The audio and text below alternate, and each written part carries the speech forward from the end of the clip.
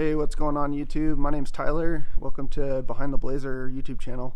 This is something I've been wanting to start for a long time, and it's about time we just get it done and get this channel rolling. So this is our truck, and we are building it to be our adventure / overland full-time travel rig.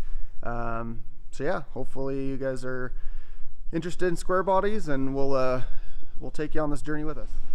So this is our 85 K5 Blazer. This thing's been sitting in a field since 96, 98, something like that. It has like 80,000 original miles on it. This one has a 305 in it. Original color was black, and it has been repainted before. So it's in pretty decent shape, super straight as far as the year goes and what I could find. So we had a Subaru Forester that we had built out for our little adventure rig, and we sold that in order to build this one. I surprised my wife with it a couple years back for Christmas, and we're gonna do our best to document this build, and hopefully this will be a series in its own. And then the goal is to probably leave for full-time on the road travel starting no later than 2026. So right now the goal is to get this thing wet sanded and polished. This paint is pretty fresh, probably 2 months. It's been painted. The bodywork's been done and everything. I was working at a body shop, so my old boss was kind enough to help me out with this and let me work on it. But there's quite a bit of like dirt nibs and imperfections. There's some scratches and stuff from handling it and fitting it and everything. So I've been in the detailing business for a long time, and this is my cup of tea as far as wet sanding, polishing, that sort of thing. So we're gonna go ahead and get this done, and then I'll fill you in on kind of the plans for this truck.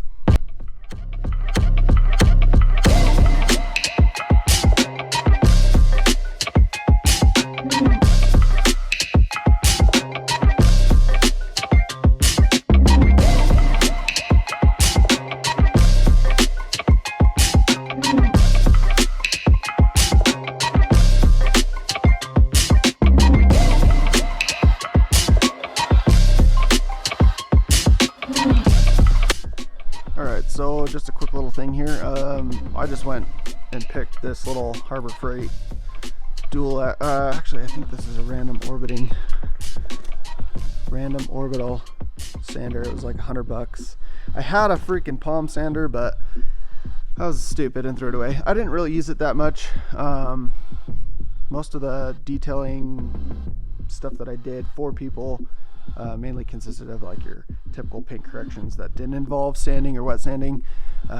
So I ended up getting rid of it.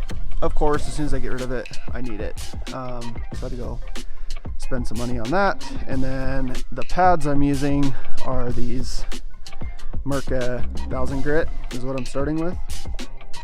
They are foam backed. Anyways, you can see where the dirt nibs are.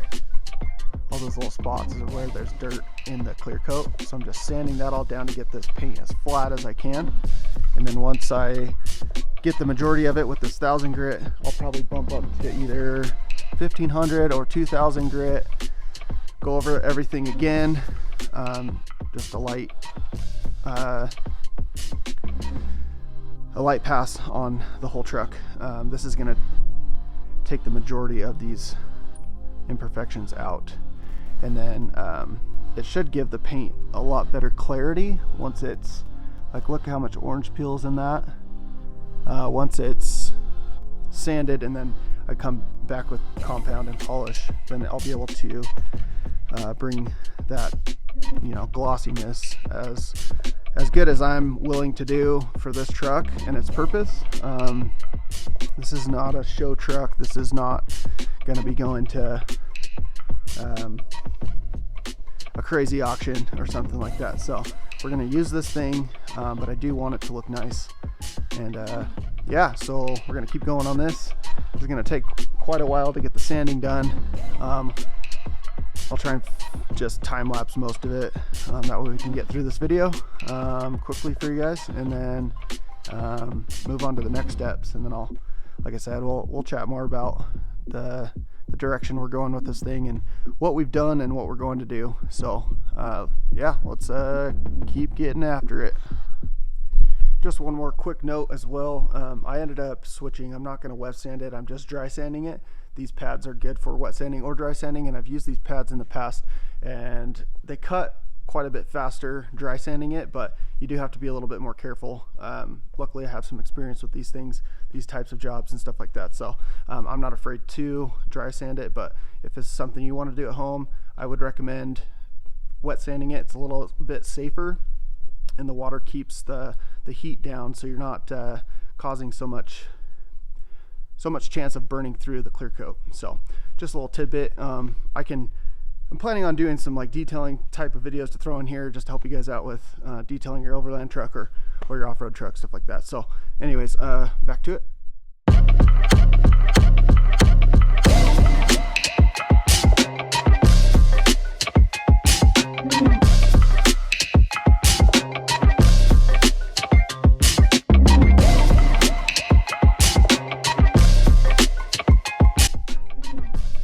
Well, after about an hour, I'm not quite done with this half of the hood, but you can see it's a lot flatter. It's kind of hard to see, but most of those dirt nubs are out. There might be a little bit of imperfections, maybe little spots where they're still raised a little bit, but I don't want to get too close to this edge because I don't want to burn through it. So I'm happy with how it's going. Got a lot of work to do. Probably gonna end up tackling the driver side half first, and then I'll hit the passenger side, and then probably ought to hit the roof after I finish this side of the hood. That way I'm not standing up here, and it's not as big of an issue when you're just sanding, but when it comes to polish and that sort of stuff, you do want to plan out which panels you're going to do. That way you're not dragging cords or air hoses or whatever across your fresh polished paint. So we'll get around to that when we get to it, but I do want to talk to you guys a little bit more about the plans for this truck. All right guys, well like I was saying, this is a 1985 K5 Blazer. It's lived its whole life in eastern Idaho. I'm gonna try and dig up some history on the original owners and stuff like that, because I'd be interested to know its story. But my wife's always been super interested in these kind of trucks, and ever since we're high school sweethearts. Every time we've seen one since we've been dating, she's always pointed out, "Oh, check out that Blazer. Ooh, check out that Blazer. Look at that Blazer. It's pretty. Whatever, So I knew at some point I wanted to get her a Blazer. So a couple years ago for Christmas, I pulled the trigger on one. On this one, my buddy Larry had it at his shop. It was sitting out in his field. He got it on a trade deal with another customer. Anyways, long story short, it was the body style, the square headlights. It was black. I actually wanted black at the beginning, so I went ahead and bought the truck. It needed a transmission, so my dad helped me. Went ahead and rebuilt the tranny, got it running, and dropped about, I don't know, it was only about $900 to get it running and get the tranny rebuilt and everything. So that's where it started its life with us. It had a whole bunch of chrome all over the side and everything. So I ended up pulling all that off, polishing the paint, getting it, as clean as I could for the moment. It was going to be kind of a long-term project, longer than where we're at now. We were going to build it over time, make it kind of more of a show truck, and then eventually maybe daily drive it or, use it on the weekends. Like I said, we had a 2007 Subaru Forester XT that we built out, and it was super fun car. I'll try and throw some video of it in here, but super fun car, super great, did everything we wanted it to. It was about the time we got our puppy Delta that we decided this car is going to be just too small for us. And we had built the motor, big turbo, all that fun stuff, 2-inch lift. It was an amazing car. I have nothing bad to say about that thing. Subarus are great platforms if you're just getting into the overland scene, things of that nature. Great starting point. They're pretty cheap to build compared to, you know, a new Tacoma or a full-size Ram or something like that. But I tend to go against the grain. I don't like to do cookie cutter things. I felt like we got into the Subaru game on the off-road and overland stuff fairly early. But like I said, we outgrew it. This is the new project, the new platform. So that's what we decided we were going to build. Up until about, was it last summer? I think it was last summer or summer before last. Anyways, I've got an OBS Chevy pickup that we did a long travel kit on. We beamed the front, and we're going to turn it into like a pre-runner overland hybrid. And we were going to travel in that. And one of the beams broke, and it ended up tipping on its side and crushed the driver's side. And so it went back to get fixed. That's a fun truck, but it wasn't going to work with the beams that were on it. We had quite a bit of negative camber. It just wasn't going to be good to street. And after I tipped it, I kind of was rethinking what the plan was going to be. So we decide, hey, let's build the Blazer out. Let's see if we can come up with a cool game plan. And it's my wife's dream vehicle, and I love square bodies myself. I'm a pretty big OBS Chevy fan.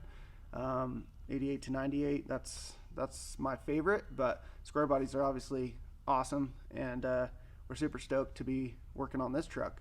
So I don't even know where to start. Let's talk about the paint first. Okay, so yeah, I may have mentioned it before, but this is North Sky Blue Metallic paint color. This is on your newer Chevy Silverados. I think they have it on a couple other models as well, but we really fell in love with this color when it came out and decided, hey, let's paint it blue. And we were really torn between blue and a Chevy red on some of the newer Suburbans, stuff like that. It's a really pretty deep red. Anyways, decided to go with blue. My wife had already picked the wheels out. Let me see if I can get a little close up for you on those. But we figured the blue would go really well with the gray wheel. I forget the color code of it, but they're Method race wheels. We are big Method fans. So yeah, decided to go with blue and been super happy with it so far. Spent probably 2 months on random days off working on the body work and getting it primed and prepped and painted and blah blah blah. So I actually did most of the painting on it. My old boss and buddy Zach, he helped me with the clear coat. It was like 3 a.m. and we were trying to get it done. So but I did lay all the sealer and the base coat and some of the clear. So pretty happy with how it went. Definitely a cool color in our opinion. Let me know what you guys think about this color, or what color you would have painted it different. I would love to engage with you guys on this channel, so please leave comments, questions, whatever. Yeah, so paint's done. Obviously we're working on the wet sanding or the dry sanding, polishing. That's first step. Then it's going to go to my buddy Dan. He does window tint and paint protection film, and this whole truck's going to get PPF'd.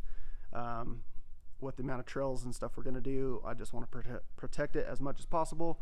I don't want to come back and repaint later because I scratched the shit out of it. So Yeah, let's dive into some of the other plans. So I'm just gonna do like a quick synopsis of the build plan. I don't want to go into too heavy of detail right now. As we hit each section, then I'll fill you in on kind of more details of that part that we're working on. So we'll talk engine tranny. It's gonna get an LS or LT block out of a 03 Tahoe that is getting built by my dad in California. So he's working on that, and this thing will end up going out to California, and we'll get the motor and tranny swap done after we get our camper built. This thing is going to get a, like I said, 5.3 LS or LT is what they put in the trucks, and then it's getting a 4L80E transmission, automatic.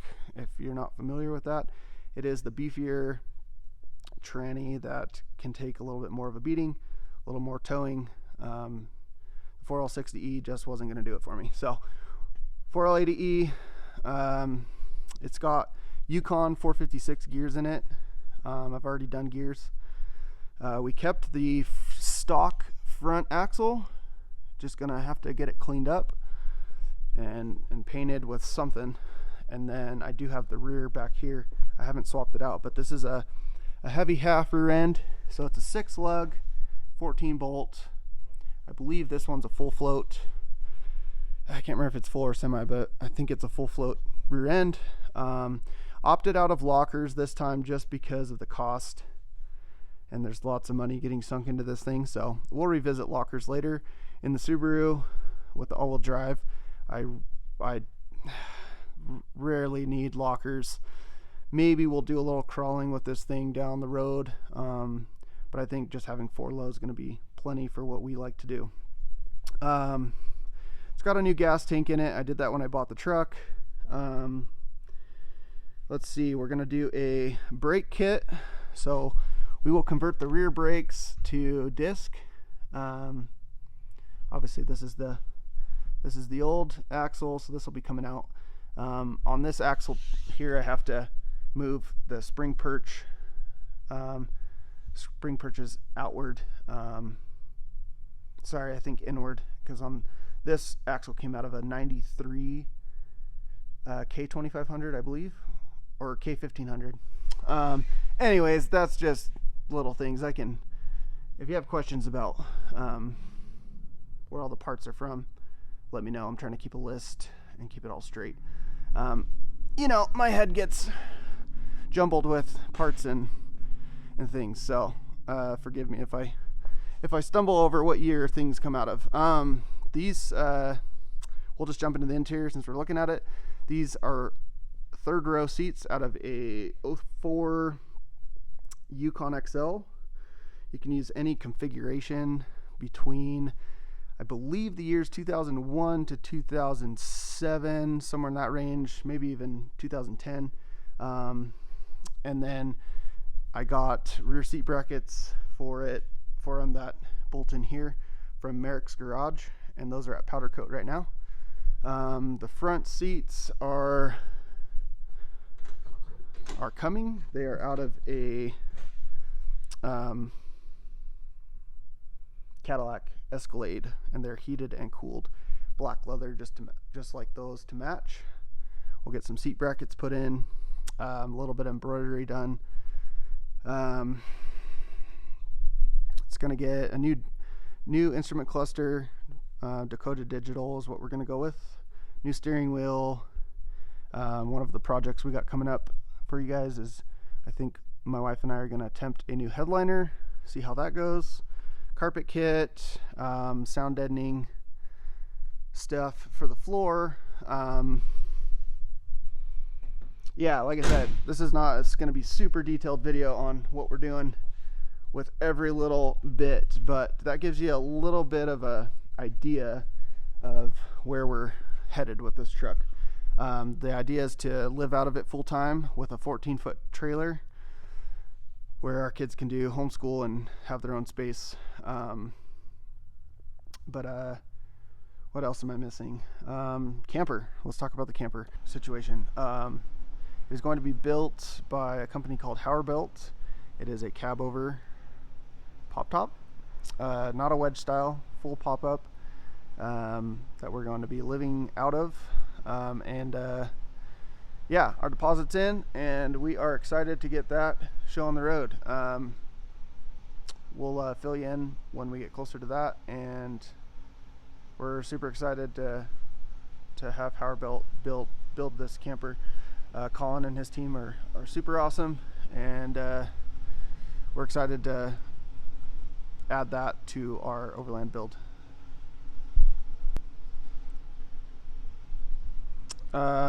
The plan for armor, we're going to be going with front and rear bumpers from Baseline Overland. They do a lot of GM stuff. The bumpers are actually built by Chassis Unlimited, but Baseline sells them, and they're super cool guys over there, so we're going to support them. Hopefully Baseline will come out with some rock sliders for this platform. I know they'd be happy to build that at some point. That, or I'll fab something up.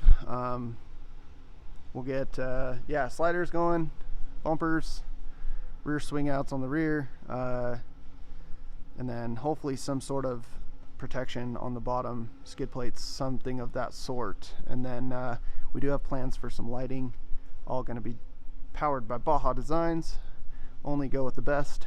So that'll be a project in the future. But yeah, we're excited about the armor, and I think it's gonna turn out and look pretty cool. So yeah, if you guys have any questions on this truck or the direction we're going, let me know. Shoot me a DM. We are Behind the Blazer on Instagram, or drop a comment here on YouTube. And I think this will end part 1 of this wet sanding and paint polishing video. I don't want to make these videos too long, but we'll kind of go through this process together, and hopefully you guys enjoy. You guys have a good day, and we'll see you next video.